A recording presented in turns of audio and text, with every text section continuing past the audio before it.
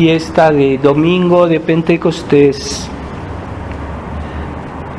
Lectura de los Hechos de los Apóstoles.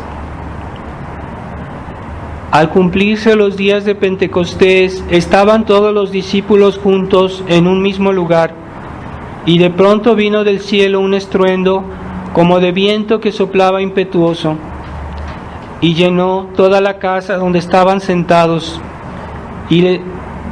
y les aparecieron unas lenguas como de fuego, que se repartieron y descansaron sobre cada uno de ellos, y quedaron todos llenos del Espíritu Santo, y comenzaron a hablar en diversas lenguas, según el Espíritu Santo les daba que hablasen. Había a la sazón en Jerusalén judíos piadosos de todas las provincias que hay debajo del cielo. Divulgado el caso, acudió gran gentío y quedaron atónitos, pues cada uno les oía hablar en su propia lengua. Pasmados todos y maravillados decían: ¿no veis que todos esos que hablan son galileos? Pues ¿cómo les oímos cada uno de nosotros hablar en nuestra lengua nativa? Partos, medos y elamitas, los que habitan en Mesopotamia, Judea y Capadocia, el Ponto y Asia, Frigia y Panfilia, Egipto y la región de Libia, que confinan con Cirene, los forasteros y venidos de Roma, judíos y prosélitos, los cretenses y los árabes, les oímos hablar en nuestras lenguas las grandezas de Dios. Continuación del Santo Evangelio según San Juan. En aquel tiempo dijo Jesús a sus discípulos: si alguno me ama, guardará mis mandamientos, y mi Padre lo amará y vendremos a él, y en él haremos mansión. El que no me ama no guarda mi palabra, y la palabra que habéis oído no es mía, sino del Padre que me envió. Estas cosas os he dicho estando con vosotros, mas el Espíritu Santo Consolador, que el Padre os envía en mi nombre, Él os enseñará todas las cosas, y os recordará todo cuanto os he dicho. La paz os dejo, mi paz os doy, no os la doy como la da el mundo. No se turbe ni tema vuestro corazón. Habéis oído que os dije: me voy y vuelvo a vosotros. Si me amaseis, os alegraríais sin duda de que voy al Padre, porque el Padre es mayor que yo. Os lo digo ahora antes que suceda, para que cuando sucediere creáis. Ya no hablaré mucho con vosotros, porque viene el príncipe de este mundo que nada tiene en mí, mas para que conozca el mundo que amo al Padre y que cumplo lo que el Padre me ha mandado,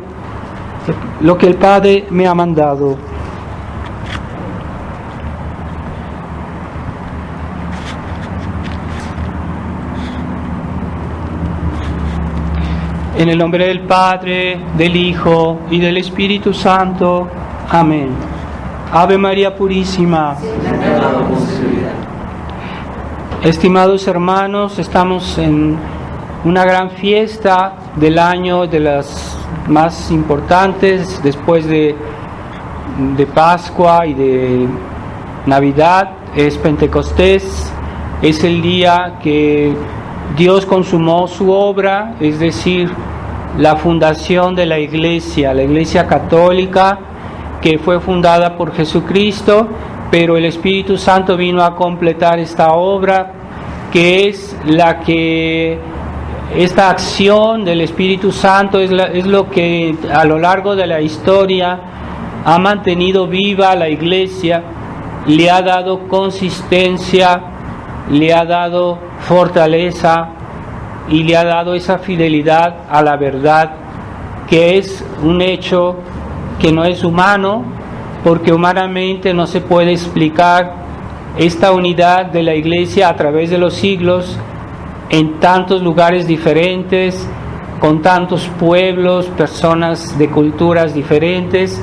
Siempre hay una unidad de la fe, y es la misma doctrina, la misma enseñanza, las mismas virtudes, la misma gracia, y eso hace que los católicos de hoy, que estén en cualquier país que sea, piensan igual y reaccionan igual que los católicos del tiempo de los apóstoles. Y a través de los siglos, si uno lee lo que las vidas de santos, si uno lee la historia, por eso es bueno leer, uno ve que hay unidad, es el mismo espíritu, es la misma fe, es la misma esperanza, los mismos sentimientos espirituales que tienen los cristianos, los católicos de hace 2000 años, con los que hoy tienen la verdadera fe. Yo no hablo de la fe corrompida, de la fe modernista que hoy circula en la iglesia oficial y que no es la fe de verdadera, la fe católica. Entonces debemos tener siempre muy presente esa unidad de la iglesia que no cambia, porque como Dios no cambia, porque en Dios siempre será igual, aunque es infinito, es un Dios vivo, pero no cambia, porque cuando una cosa cambia está degradándose, está destruyéndose, pero en Dios no hay esta evolución modernista que pretende la evolución de los dogmas, la evolución de la vida cristiana. No, es siempre la misma fe, es siempre la misma gracia, el mismo Dios, ¿verdad? Dios no necesita cambiar porque ya es perfecto. En las cosas humanas a veces tratamos de cambiar para mejorar, porque es humano y somos imperfectos, pero en las cosas de Dios no necesita cambiar porque ya es perfecto, ¿verdad? Las cosas humanas cambiamos para volvernos mejores y es normal, pero Dios no necesita cambiar, en Dios no hay evolución, en Dios no hay una mejoría, porque Dios ya es perfecto, ya tiene todas las perfecciones a un grado infinito. Por eso Dios no cambia, ¿verdad? Es estable y plenamente feliz, no necesita más. Así que en nosotros somos inestables de parte de nuestra naturaleza humana, de la parte de nuestra fragilidad, pero los elementos de la vida cristiana que como dependen de Dios, no de nosotros, entonces elementos tampoco cambian porque dependen de Dios. Entonces Dios no cambia y eso no nos limita, porque hoy esa mentalidad, esa cultura evolucionista, materialista de hoy, creen que eso nos limita, pero no. Nuestra dependencia de Dios es lo que nos enriquece y nos hace cada día más ricos en la medida que crecemos en estas mismas bienes que Dios nos dio, de la fe, de la gracia, de la verdad de la iglesia, que siempre hay algo que saber, algo nuevo que saber de nuestra religión, y eso se mejora. Entonces esa existencia de la iglesia a través de los siglos no se puede explicar humanamente. Si la iglesia fuera una sociedad puramente humana, ya hubiera desaparecido. Si vemos a la historia, por ejemplo, hubo el Imperio Romano, después hubo otros imperios, otras dinastías de reyes muy poderosos, y todos, aunque duraron mucho tiempo, llegó un momento en que desaparecieron. Entonces la iglesia, a pesar de que el mundo cambia, a pesar de que los hombres viven y mueren, la iglesia siempre sigue, siempre es estable, y eso no se explica humanamente. La iglesia es un milagro histórico. Desde el punto de vista histórico, no se explica humanamente según las leyes humanas. Es algo que trasciende la naturaleza y las leyes de la historia. Así que la iglesia es un milagro histórico. Cómo es que sigue y que continúa y siempre estable y siempre igual, a pesar de tantas cosas que pasan y tantas dificultades, ¿verdad? A pesar de que en unos tiempos la mayoría de los miembros de la iglesia eran de otra cultura, de otra raza, de otro pueblo, y cuando la iglesia continuó en otras naciones, siempre es igual, y siempre son los mismos sentimientos que tienen y que tenemos los que creemos en verdadero Dios y su verdadera iglesia. Y eso es una obra del Espíritu Santo. No se explica humanamente. Eso comenzó en este día de Pentecostés, que todavía los apóstoles, cuando el día de la ascensión de nuestro Señor, todavía estaban con sus dudas, todavía estaban con sus preguntas un poquito fuera de lugar, porque le preguntaron a nuestro Señor: ¿cuándo vas a restaurar el reino de Israel? Entonces no habían entendido lo que Jesús había venido a hacer, y ya estaba regresando al cielo, y todavía no habían entendido los apóstoles. Pero Jesús les dijo: espérenme, vayan a rezar a Jerusalén, y todos los apóstoles se pusieron a rezar alrededor de Nuestra Señora. Pasaron 10 días de preparación. Se puede decir que eso fue como un retiro espiritual. Todos rezaron alrededor, y la Virgen con ellos. La Virgen en esos 10 días tal vez les ayudó, les hizo alguna reflexión, alguna meditación. Entonces les habló de la vida de Jesús, de lo que ella sabía, y los motivó. Realmente ellos, los apóstoles, se sentían bien con ella, porque era su madre, la consideraban su madre, su protectora y su intercesora.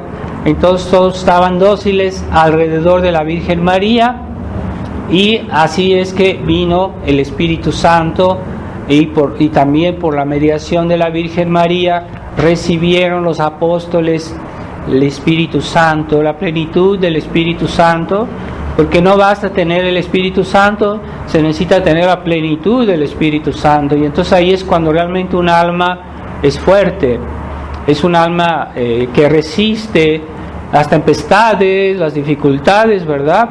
Entonces en ese momento los apóstoles cambiaron completamente, se transformaron y empezaron a hacer milagros, y empezaron a hablar de todo lo que Jesucristo había enseñado, pero ya lo entendían, ya los podían explicar, y ya no eran esos apóstoles que estaban así como en un estado de duda, como en un estado de incertidumbre, que hacían preguntas a nuestro Señor porque no entendían esto, porque no entendían aquello. No, ya eran personas como que se habían madurado súbitamente en la fe, en la vida cristiana, y empezaron a fundar comunidades de católicos, de cristianos de los primeros siglos, en todo lo que fue el Imperio Romano en aquel tiempo, y eran personas bastante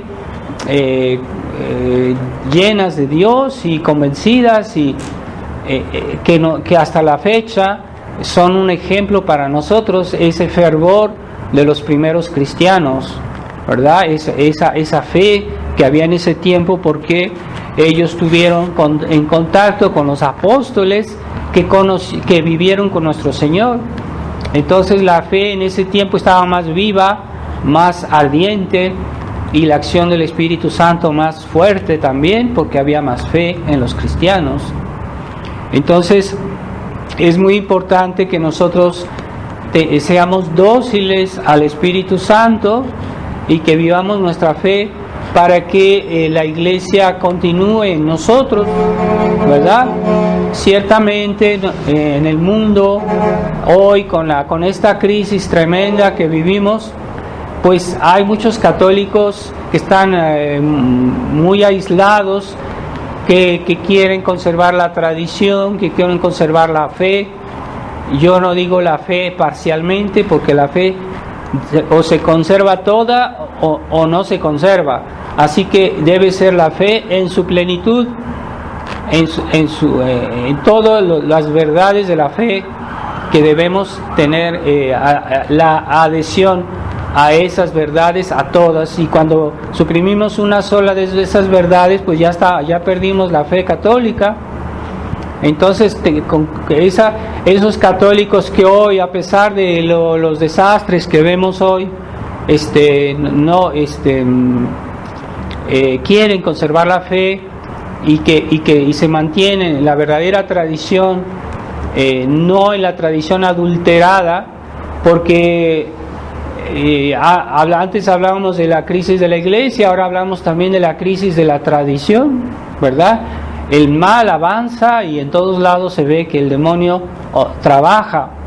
Entonces también en los tradicionalistas hay algunos que están mal porque no quieren o porque no saben o porque lo que fuera, no adhieren, no aceptan toda la tradición y están todavía en algunos errores que no han entendido. Entonces esos no es la tradición 100%, es una tradición más o menos parcial, que puede depender de personas que lo hacen tal vez con buena voluntad o incluso con mala voluntad, porque saben lo que hay que hacer y no lo hacen.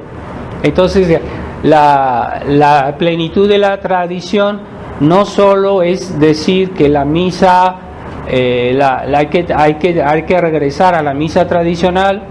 No es solo eso, la tradición no es solo eso, sino que también hay que defender la enseñanza de la iglesia, la verdad de la iglesia, a la cual adherimos por la fe. Creemos en esas verdades y eso la fe, creer en esas verdades. Entonces hay tradicionalistas, entre comillas, que no adhieren a todas las verdades de la tradición. ¿Por qué? O porque aceptan el concilio, que cuestiona nuestra fe de una manera sutil. A veces no es así descarado, pero hay todo un espíritu en el concilio que es humanista, que es sentimental, que es espíritu moderno, y ese espíritu, aunque digan cosas de la fe que son correctas en sí mismas, pero es todo un conjunto que hace que el concilio en bloque esté mal. Y por eso Monseñor Lefebvre nunca citaba el concilio en sus sermones, en sus escritos, nunca lo citaba, porque ya el concilio, del momento en que se cuestiona algo, ya todo es sospechoso, ya todo es dudoso, y no se puede tomar al concilio como un criterio de autoridad, porque para saber si todo lo que dice el concilio está bien, de todos modos siempre debemos referirnos a la antigua enseñanza, al antiguo magisterio antes del concilio. Así que no tiene caso, mejor referámonos a la enseñanza de los buenos papas, Pío XII, los papas anteriores, ¿verdad?, que enseñaron la buena doctrina, la enseñanza de la fe como debe ser. La iglesia no es algo que acaba de suceder. La iglesia tiene 2000 años de historia, 2000 años de enseñanza, y eso se puede verificar para los que no son perezosos, que no les gusta leer. Entonces podemos verificar, hay libros que nos muestran lo que siempre la iglesia ha enseñado, y es bueno interesarse en eso, buscar esos libros y instruirse, ¿verdad? Porque si no, nuestra fe, nuestra práctica tradicional se vuelve una cuestión sentimental, o estamos apegados a tal sacerdote o a tal persona, pero no es eso. es que nosotros a través de un sacerdote estamos ligados a toda la iglesia, a toda la historia, a todos los papas, a todos los católicos de todos los siglos. Entonces hay personas que ven solo el sacerdote, pero no, nosotros estamos aquí defendiendo la tradición de la iglesia, ¿verdad? Y también estamos combatiendo, porque para defender la fe hay que combatir el error. No se puede defender la fe si no se combate el error, así que es necesario denunciar el error. Y en los concilios de la historia, que la iglesia, los buenos concilios, siempre se terminaba con los anatemas. Los anatemas era, primero se exponía la doctrina, la verdad, y después se condenaba el error contrario. Y eso siempre lo hizo la iglesia. Entonces hoy hay tradicionalistas que dicen, no, solo basta decir la verdad. Y con eso ya todos entenderán. No, no es verdad. Hay que también denunciar el error contrario. Eso es el espíritu de la iglesia. Siempre la iglesia lo hizo así. Entonces al final había los anatemas que decían, si alguno dijere que esto no es verdad, que sea anatema, o sea, que sea excomulgado, que sea echado de la iglesia, que sea condenado, ¿verdad? Esos eran los anatemas. Y en el Concilio Vaticano II no hay anatemas, porque ellos quisieron estar bien con el mundo moderno, este mundo moderno que es una fermentación de las ideas liberales, de las ideas que vienen de la Revolución Francesa, que vienen y de muchos errores que hoy ya circulan por la sociedad. Hay que ver lo que se dice en las escuelas, lo que se dice en las universidades, lo que la gente comenta, lo que se lee en los libros que se venden, y son ideas que vienen de la Revolución Francesa. Y hoy lo que cuenta es el hombre, pero no, el hombre es secundario, lo que cuenta realmente es Dios. Y el hombre, para que sea hombre, para que pueda vivir y pueda prosperar, necesita de Dios.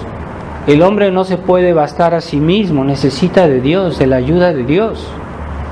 Pero también esa mentalidad ha sido puesta en la iglesia, y ya los católicos piensan que ellos saben todo, que ellos pueden todo, y no necesitan tanto de Dios, necesitan un poco, pero ellos también tienen que dar su opinión, creen que saben todo, creen que pueden explicar todo, pero no es verdad.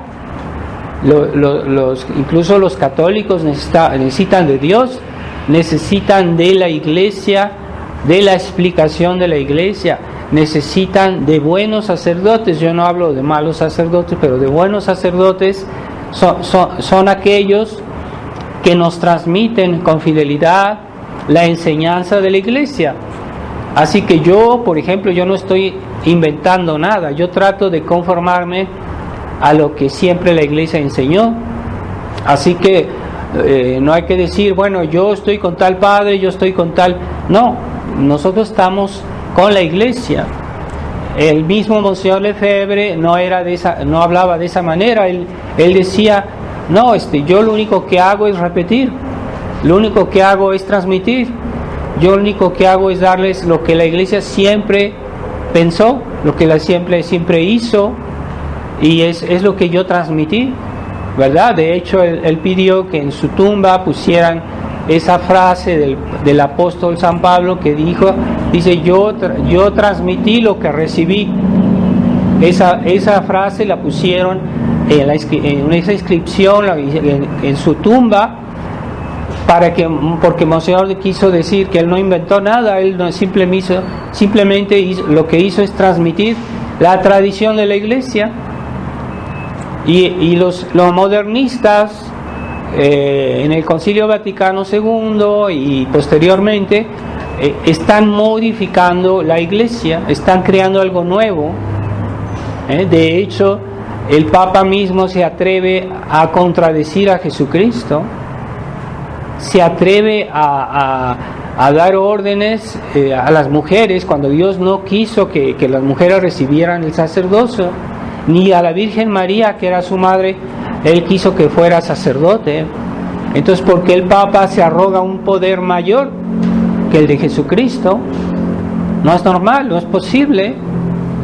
Y es a nosotros los tradicionalistas que nos acusan de ser orgullosos, de ser demasiado personales, y no, es lo que está haciendo el Papa, que es un acto, objetivamente, es un acto orgulloso, porque el Papa no tiene poder más arriba de Jesucristo.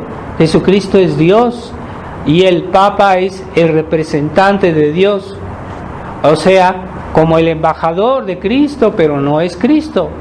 Entonces, cuando un embajador hace su función, lo único que hace es repetir lo que le dice aquel que lo manda, aquel que lo envía. Repetir, pero no cambiar. Nosotros no estamos aquí, los sacerdotes, los ministros de Dios, no estamos aquí para inventar una nueva religión, estamos aquí para transmitir algo que recibimos.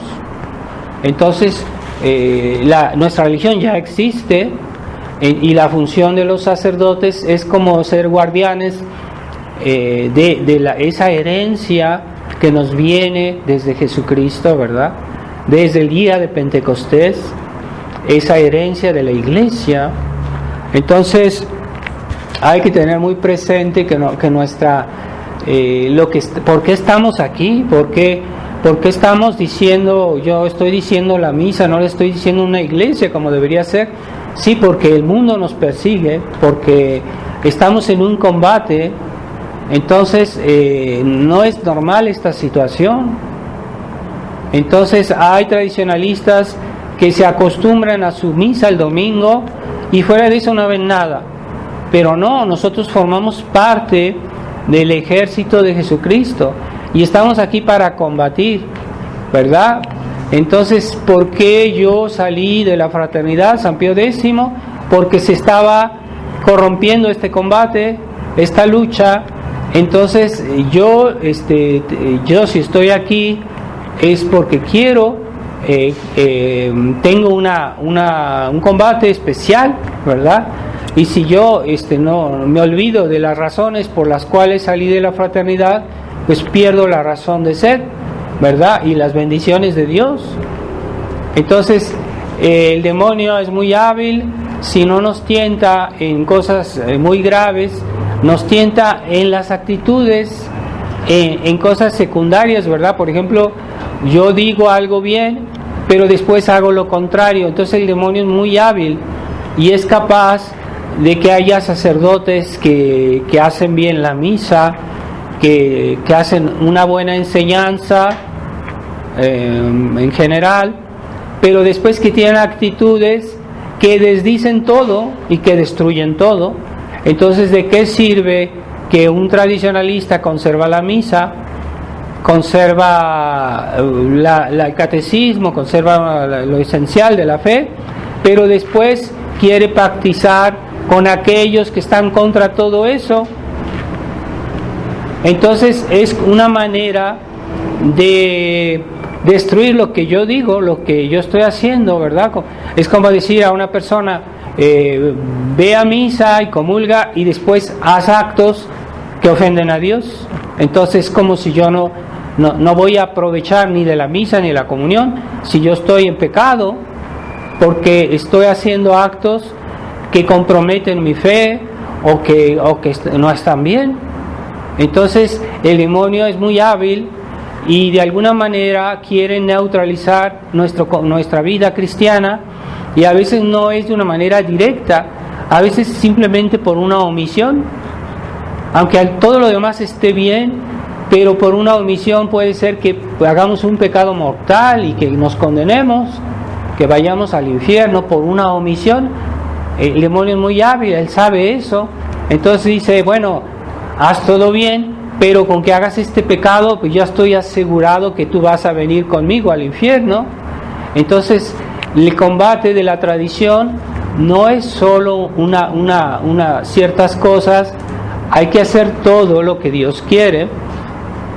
Y esa es, yo por ejemplo, si estoy bien en todo, pero si yo al mismo tiempo estoy pactizando con el demonio o con la iglesia oficial, entonces puedo tener actitudes que son graves y que comprometen la tradición y que son imprudencias y pueden ser prudencias graves.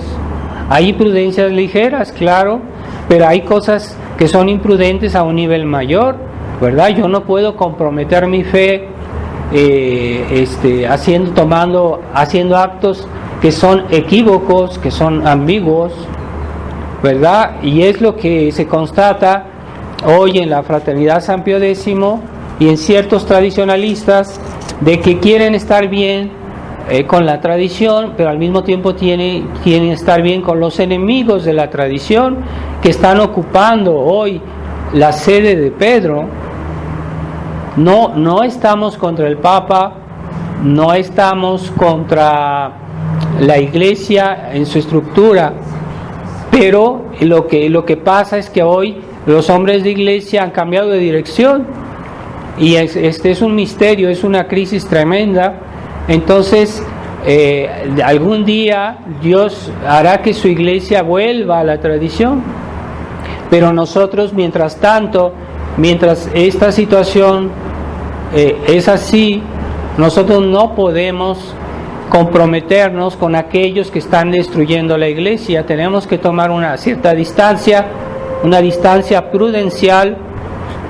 No es una ruptura, no es un cisma, no es que estemos contra el Papa, pero sí estamos contra ese modernismo, ese humanismo, ese liberalismo que entró en la Iglesia y que hoy es promovido por los hombres de Iglesia.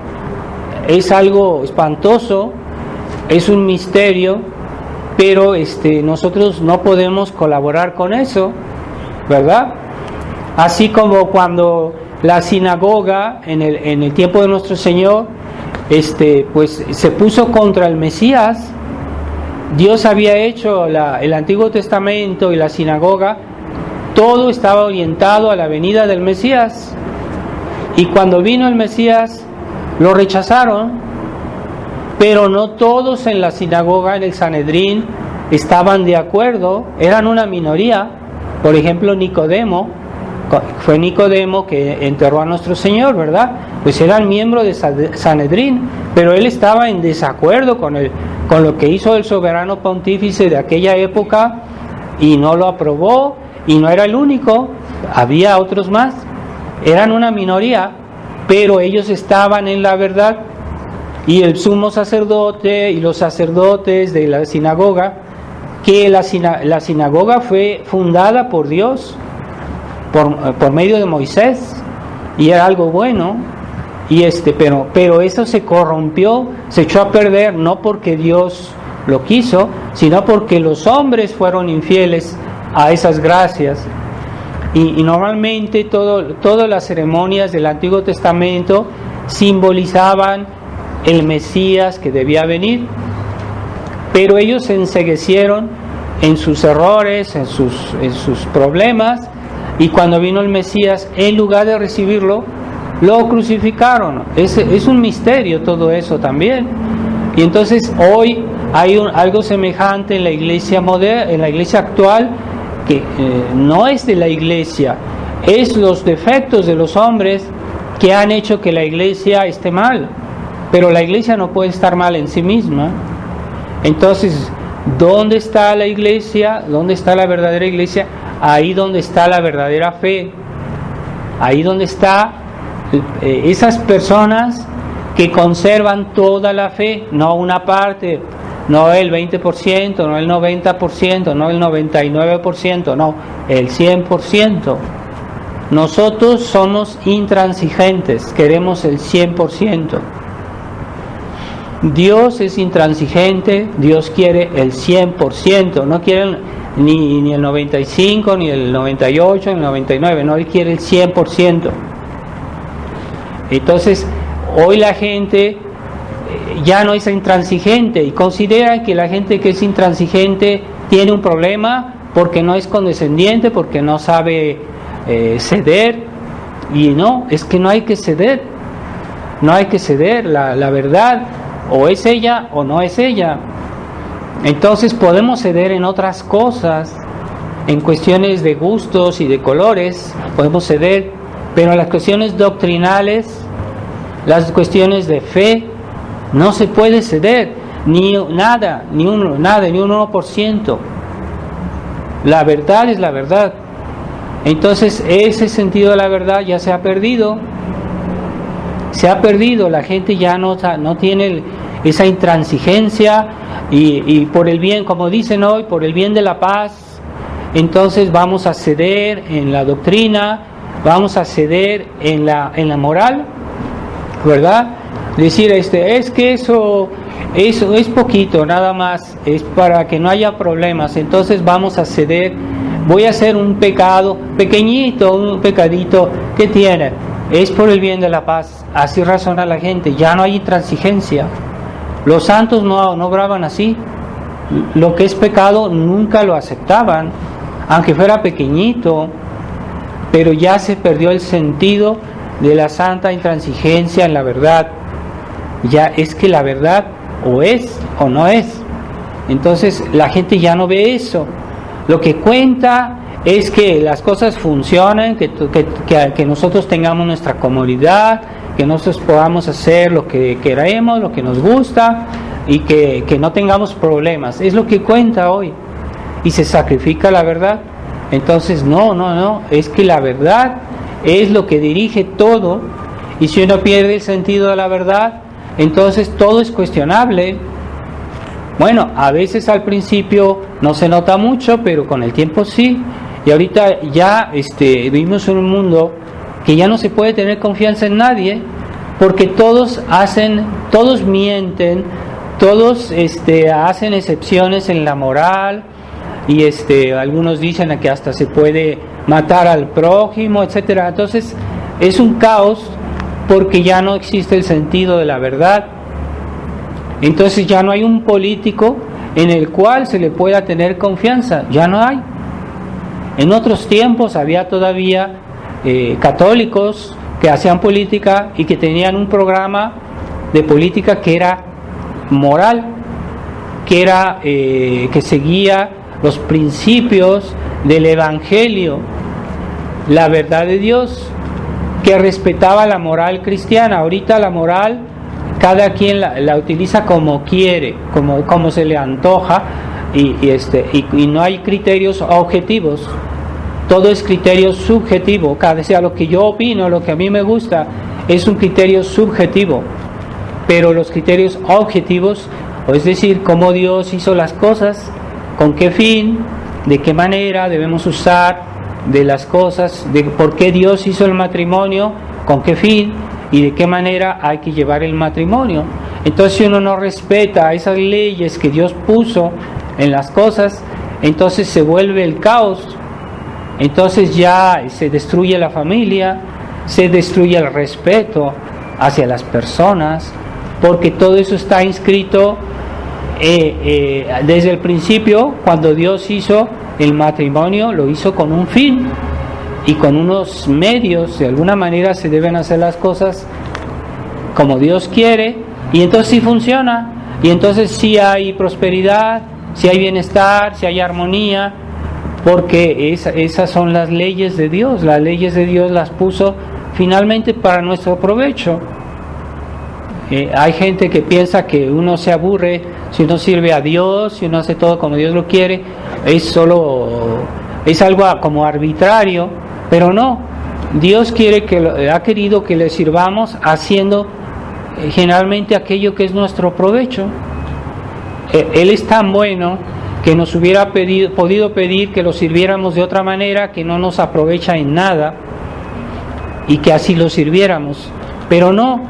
Él, como buen padre, Él quiere que lo sirvamos, y siempre lo que hacemos, por ejemplo, el precepto de ir a misa el domingo, pues nos hace muchísimo bien venir a misa el domingo, es por nuestro provecho, Pero Dios quiere que de esa manera lo honremos, que santifiquemos el domingo yendo a misa, y es justo que santifiquemos el domingo, aunque eso no nos aprovechara en nada. Debemos honrar a Dios, pero al mismo tiempo que lo honramos, recibimos gracias, nos fortifica el alma, nos aleja del pecado, nos gana el cielo, méritos para el cielo, y todo eso es para nuestro bien. Entonces, así es que debemos servir a Dios como Él quiere ser servido, y en ese camino que Él ya nos marcó, no debemos decir, es que yo soy más inteligente, soy más listo que Dios, que la iglesia, entonces vamos a mejorar la misa, vamos a hacerla de otra manera, porque yo pienso que esto así es mejor.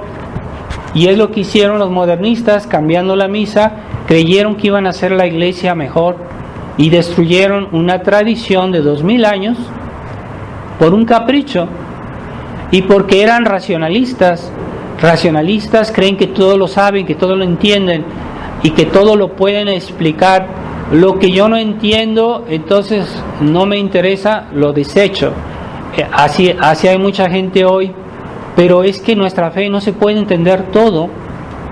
Hay muchas cosas en nuestra fe que no podemos explicar y hay que asumirlo así como es.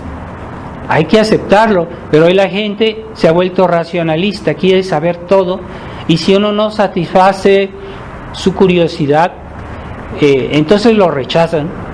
Eso es racionalismo, eso es modernismo. Entonces, en nuestra religión hay muchos misterios, pero debemos aceptarla porque viene de Dios, ¿verdad? Entonces, ¿quién nos va a ayudar a comprender mejor la iglesia? Pues el Espíritu Santo. Hay que acercarnos a los medios habituales que Dios puso a nuestra disposición para recibir el Espíritu Santo. ¿Cuáles son esos medios habituales? Pues son los sacramentos, que recibimos en la Santa Misa, por ejemplo la Eucaristía. Los sacramentos son el medio ordinario por el cual Dios nos transmite el Espíritu Santo. Pero hoy los modernistas quieren inventar otros medios para transmitir el Espíritu Santo y hacen esas misas carismáticas que según eso les imponen las manos y que reciben el Espíritu Santo. Pero eso lo que reciben es el demonio, porque es un acto de orgullo y el demonio aprovecha esas situaciones. Hay mucha gente que participa en esas ceremonias y termina posesa.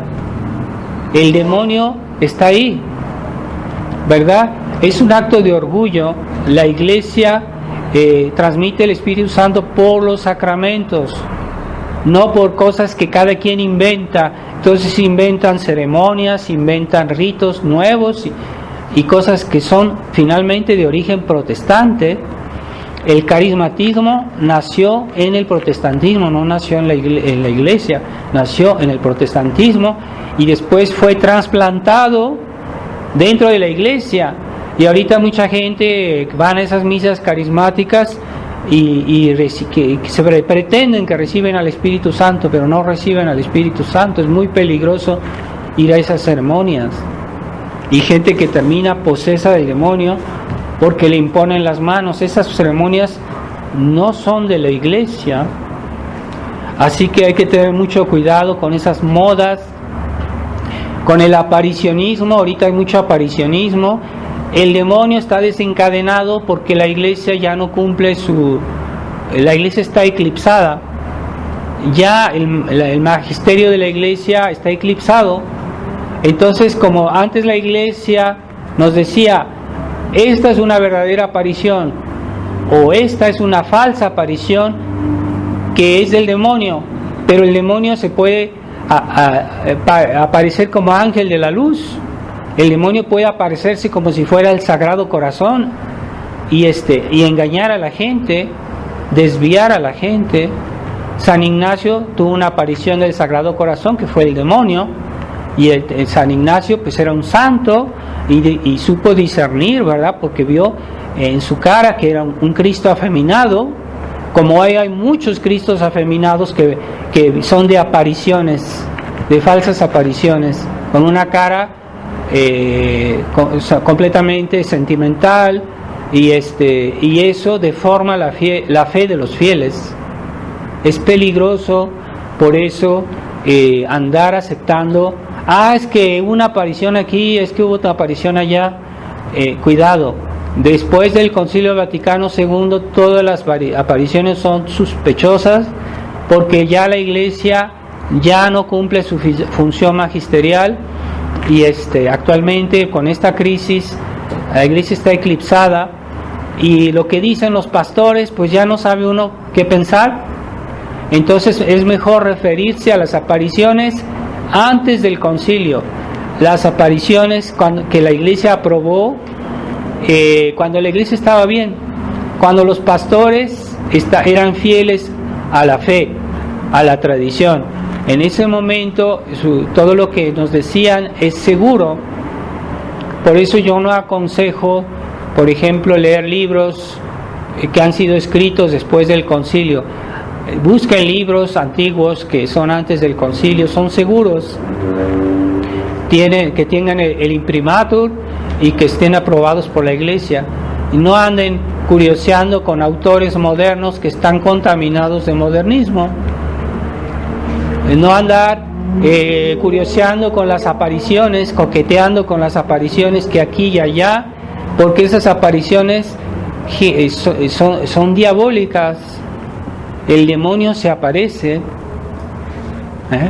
Entonces hay incluso apariciones que los mismos modernistas rechazan porque son manifiestamente no son de Dios, como Medjugorje.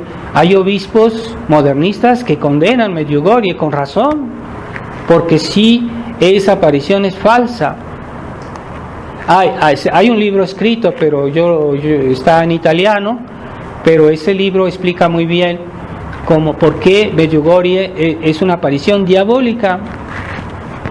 Y hay gente que dice que va allá y dice, es que yo sentí muy bonito, y que cuando estuve en ese lugar, es que el demonio puede hacer sentir bonito, el demonio puede simular al Espíritu Santo. Pero ¿cómo sabemos que es el Espíritu Santo? Cuando nuestra fe es conforme a la enseñanza de la Iglesia, a la enseñanza de siempre, no esa enseñanza de Vaticano II, no, a la enseñanza de siempre, tradicional. Entonces, el Espíritu Santo, Él nos dirige a la verdad, pero siempre será la verdad del Evangelio, la verdad de la tradición que nos viene de Jesucristo, por los apóstoles, por los primeros santos, los primeros cristianos, por los papas de toda la historia. Todos decían lo mismo. Pues si uno se interesa y uno se fija lo que decían todos los papas, hay libros que explican eso, y todos los papas decían lo mismo. Y ahora resulta que el Papa Francisco pues ya está anulando los matrimonios, cuando Jesucristo dijo, lo que Dios unió, el hombre no lo separe. No se puede suprimir el matrimonio, es imposible, ni el Papa lo puede hacer, no tiene ese poder. Lo que el Papa puede hacer es constatar cuando un matrimonio no se llevó a cabo, y que en realidad hubo un vicio de forma, que cuando se hizo ese matrimonio no tuvo valor, en realidad nunca existió. Entonces lo que el Papa puede hacer es declarar simplemente que ese matrimonio nunca tuvo valor, que nunca existió. Es un poder declaratorio, nada más. Pero el Papa no puede, un matrimonio que se llevó a cabo con la debida forma, el Papa no lo puede suprimir. Bueno, pues ahora resulta que sí. Hay personas que quieren cambiar de mujer, ¿no? Entonces van a ver al obispo del lugar y les anula el matrimonio. Pues es contrario a lo que dijo Jesucristo, ¿verdad? O que el Papa ya permitió dar las órdenes a las mujeres. Bueno, él está contradiciendo a Jesucristo de una manera evidente, de una manera descarada. Ni la Virgen María fue sacerdote, nadie más santo, más elevado que la Virgen María. Si alguien era digno de recibir el sacerdocio, era la Virgen María.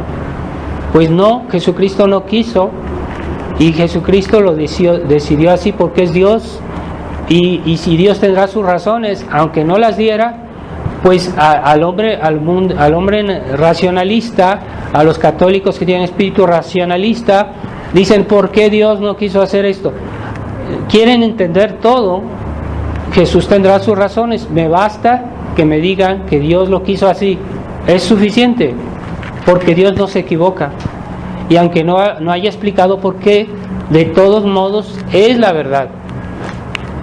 Entonces hoy la gente quiere entender, y si no entiende, rechaza, y eso está mal. Entonces la fe no tiene ningún mérito. La fe es creer algo que no vemos, algo que no entendemos. Y si yo quiero entender todo, pues ya no tengo fe. Entonces ciertas cosas es bueno entenderlas, porque hay ciertos aspectos de nuestra religión que es mejor entenderlos más o menos, pero siempre habrá algo que no entendamos, ¿verdad? Es como un niño que no obedece si no le explican por qué. Entonces no puede ser, porque los papás no le pueden explicar todo y él no lo puede entender.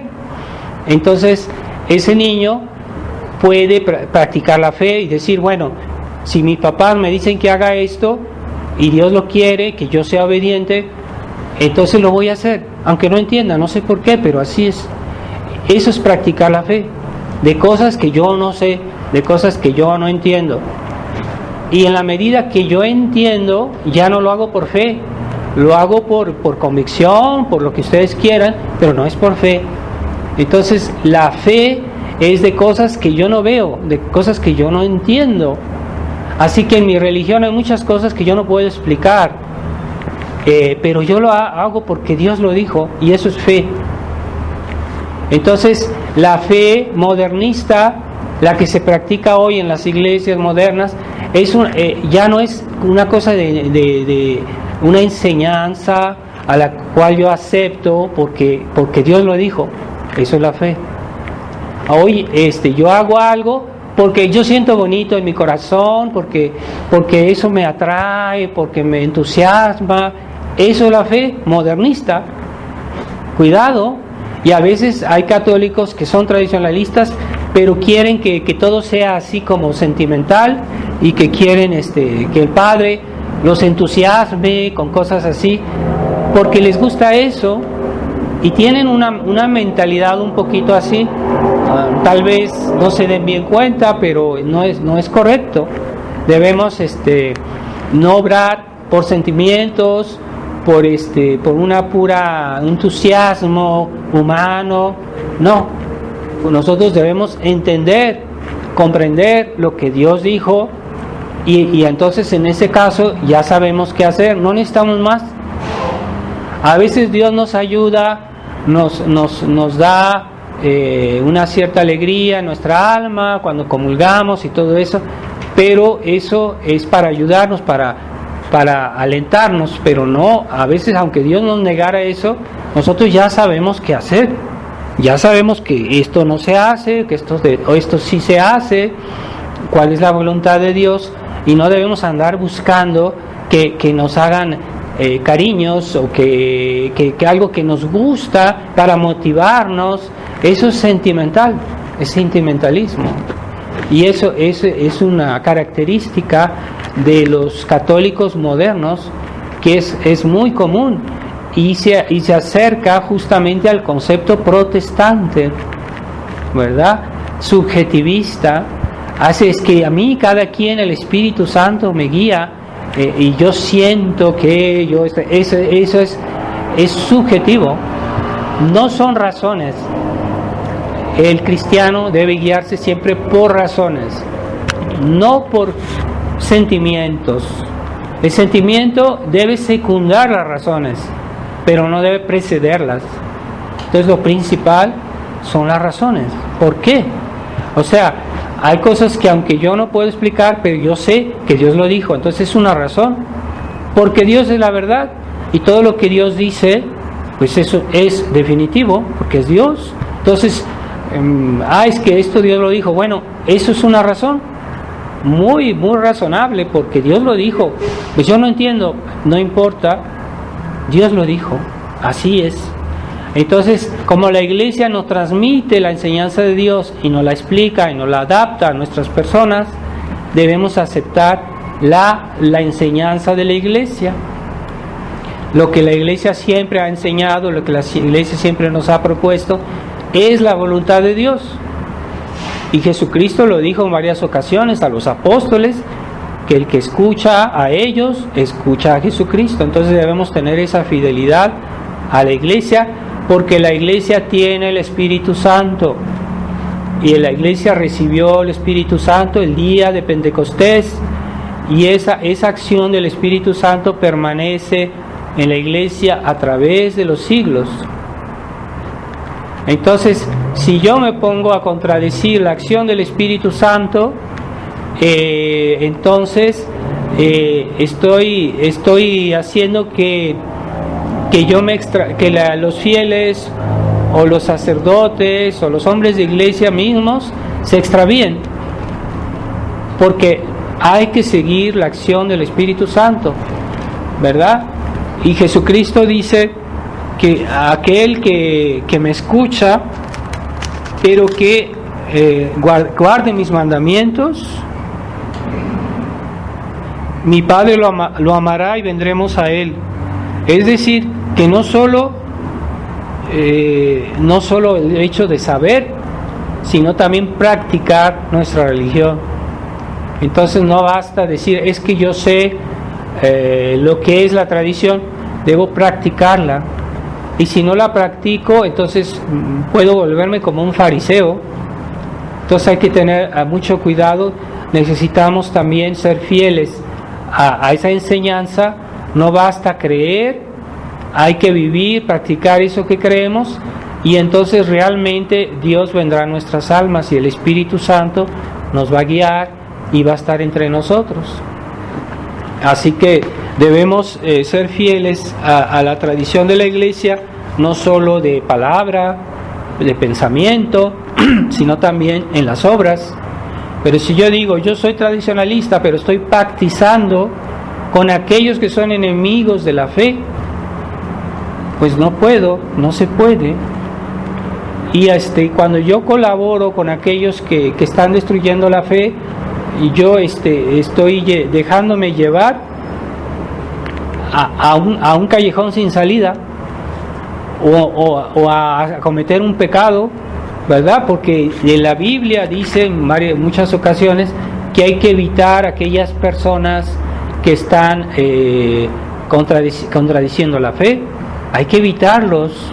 ¿Por qué? Porque el hecho de convivir con ellos nos hace que nos contagiemos de eso. Hasta se dice en una de las epístolas, ni el saludo,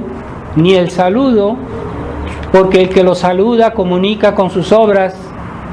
Con más razón que el saludo es colaborar con ellos, convivir con ellos, y eso es lo que se está haciendo poco a poco en la Fraternidad San Pío X. Por eso es la razón de nuestro combate, es no solo pensar bien, sino actuar bien también. Esa es entonces lo contrario de la acción del Espíritu Santo es la acción del demonio. Y aquellas almas que se dejan guiar primero que rechazan la enseñanza de Dios, que rechazan la acción del Espíritu Santo, entonces automáticamente viene el demonio. No se puede evitar. Una persona que se aleja de Dios por el solo hecho de alejarse de Dios, se pone en las manos del demonio. Entonces es lo que habla Lucía de Fátima. Decía que iba a haber ahí en la iglesia una desorientación diabólica. Es aquellos católicos o aquellos miembros del clero que se han dejado engañar por el demonio. porque creen en la sabiduría del mundo, porque creen en el mundo, porque creen en el liberalismo, porque creen en el humanismo. Entonces ya no tiene, el demonio es el que les inspira todo eso. Entonces es una desorientación diabólica de personas que creen que están sirviendo a Dios, pero en realidad están sirviendo al demonio. Es una desorientación diabólica. Eso lo dice Lucía de Fátima, y ella hablaba del clero, ella no hablaba de los fieles, pero todos están en esa desorientación diabólica en la medida que aceptan no la acción del Espíritu Santo, sino la acción diabólica, que les inspira pactizar con el mundo, con el liberalismo, con el humanismo. Entonces, y creen que ellos están haciendo bien. ¿Por qué hoy la prensa, todos los enemigos de Dios apoyan al Papa Francisco? ¿Por qué lo apoyan? Y cuando él habla, sale todo eso en los periódicos. Cuando lo atacan, como el Monseñor Vigano descubrió y quiso publicar que el Papa había apoyado a un cardenal que era pederasta en Estados Unidos, manifiestamente, y había pruebas, y muchas pruebas, y el Papa no lo quiso procesar, no lo quiso condenar, lo apoyó finalmente. Cuando la prensa apenas hay un sacerdote escandaloso, eso lo publican en todo el mundo, en todos los países. Pero ¿por qué no dijeron que el Papa Francisco había apoyado a ese cardenal? Porque el Papa está del lado del mundo, está del lado de todas esas gentes que quieren destruir a la Iglesia, que quieren perseguir el cristianismo, quieren erradicar el cristianismo del mundo.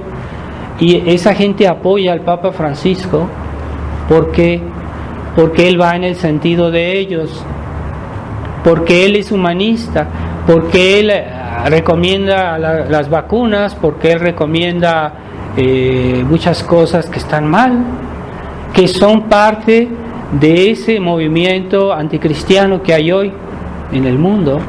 Por eso el Papa no lo critican, al contrario, lo defienden, ¿verdad? Entonces él está en ese juego del mundialismo, y habla como de la ONU, como diciendo que es una sociedad que hay que obedecerla. Eso dice a los católicos cuando esa sociedad está llena de masonería y anticristianismo, que promueven muchas cosas malas, de la corrupción, la inmoralidad, el aborto, la despoblación, todo lo malo lo promueven ellos.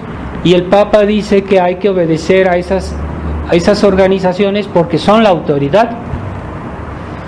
Entonces es por eso que el Papa, hoy la prensa está en las manos de los enemigos de Dios.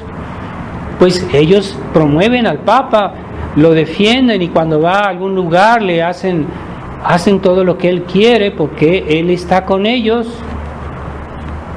Es un Papa humanista. Es un drama eso, ¿verdad? Pero es un misterio, pero no es normal. Entonces nosotros vamos a estar del lado del Papa. Nosotros rezamos por el Papa porque es el que ocupa la sede de Pedro, pero no estamos de acuerdo con sus actitudes, con lo que dice, con lo que hace. Pero estamos con la confianza de que Dios un día nos dará tal vez un buen Papa que va a poner orden en la Iglesia, pero ahorita esto no es así, ¿verdad? El mismo San Pedro, en vida de Cristo, renegó 3 veces a nuestro Señor, y era santo. Bueno, en ese momento no era santo, pero después sí. Pero ya ven, la debilidad humana, pasó que un Papa negó a nuestro Señor 3 veces. Y Judas era un apóstol, también fue ordenado sacerdote, porque la última cena fue ordenado sacerdote, fue ordenado obispo, hizo su comunión, comulgó en la última cena. Sin embargo, era Judas el que traicionó. Así que hay que tener las ideas claras. La iglesia es la iglesia y debemos ser fieles a ella, pero no todo lo que hay en la iglesia es de la iglesia. Es decir, nosotros como pecadores, pues no, nuestros pecados no son de la iglesia, nuestros defectos no son de la iglesia, pero nuestra alma, en la medida que vivimos en estado de gracia, que tenemos la fe, en esa medida somos parte de la iglesia. No hay que confundir. Entonces, si hay malos sacerdotes, si hay malos cristianos, si hay malos papas, eso no es de la iglesia, es una cuestión humana, porque la iglesia está compuesta de hombres y a veces los hombres son infieles a lo que deberían ser fieles, así que no hay que confundir. Entonces, el Papa, en la medida que es fiel a su misión, en la medida que es fiel a la tradición de la iglesia, en la medida que es verdadero representante de Jesucristo y que representa lo que Jesucristo dijo, lo que Jesucristo hizo, en esa medida pues es un buen papa que hay que obedecer, como hacían los papas antes del concilio.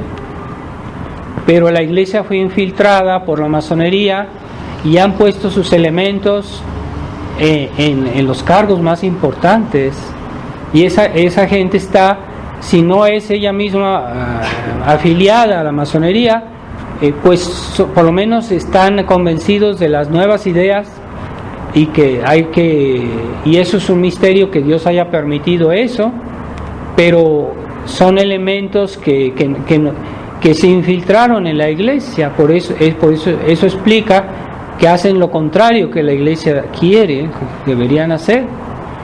Así que no hay que dejarse desanimar por ver que pues hay un Judas, o que hay varios Judas, ¿verdad? O algún papa tuvo una debilidad, porque en la historia hay casos de papas que tuvieron una debilidad, pero eso no quiere decir que todos los papas fueron así. La gran mayoría fueron buenos, ¿verdad? Como la gran mayoría de los apóstoles fueron buenos, pero hubo uno que no fue bueno. La gran mayoría de los cristianos pues se supone que deben ser buenos, pero siempre hay alguno que otro cristiano que se condena, que va al infierno. ¿Cuántos? No sé, pueden ser muchos, no sé, solo Dios sabe. Eso es una cuestión, pero ahorita la gran mayoría de los católicos no son fieles a la tradición. Eso es evidente. Entonces yo no sigo la mayoría, yo sigo a Jesucristo. Entonces tengamos fidelidad a la acción del Espíritu Santo. El Espíritu Santo está entre nosotros. Hay que, como dice el apóstol, no hay que contristar al Espíritu Santo. Cuando el Espíritu Santo nos inspira de rezar bien, hagámoslo bien, porque cada vez que contrariamos al Espíritu Santo, las inspiraciones de Dios, estamos contristando al Espíritu Santo. Entonces a veces no queremos hacer todo lo que Dios nos inspira. Puede pasar. Entonces no hay que ser infieles a la gracia. El Espíritu Santo actúa en nuestras almas, y esa gracia es preciosa, no hay que desperdiciarla. Es como alguien que tiene un vaso de agua que está lleno y camina con cuidado para que no se tire esa agua al piso. Entonces así nosotros tenemos en nuestra alma la gracia que Dios nos da, que recibimos en la misa, en la comunión. Hay que cuidarla, que no se desparrame, porque si después que estamos en nuestra casa estamos disipados, estamos hablando de tonterías, estamos haciendo pecados, estamos dispersando esa gracia que hemos recibido.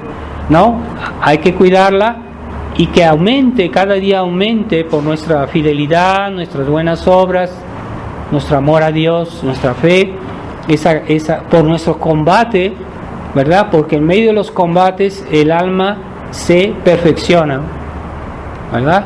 En la lucha contra el demonio, la carne, el mundo, es una lucha. No hay que pactizar con ellos, no hay que ser amigos del mundo. Jesucristo dijo que el que se hace amigo del mundo, por el mismo hecho, es enemigo de Dios. Eso se puede decir de los católicos liberales, que quieren ser amigos del mundo. Entonces los católicos liberales son enemigos de Dios. Lo dice la Escritura. En cierta medida son enemigos de Dios, sí es verdad. Entonces no dejemos que ese espíritu mundano entre en nuestras almas, porque estamos neutralizando la acción del Espíritu Santo, estamos contristando al Espíritu Santo. No pactizar con el mundo, el espíritu que del mundo, que hace que tengamos un espíritu liberal.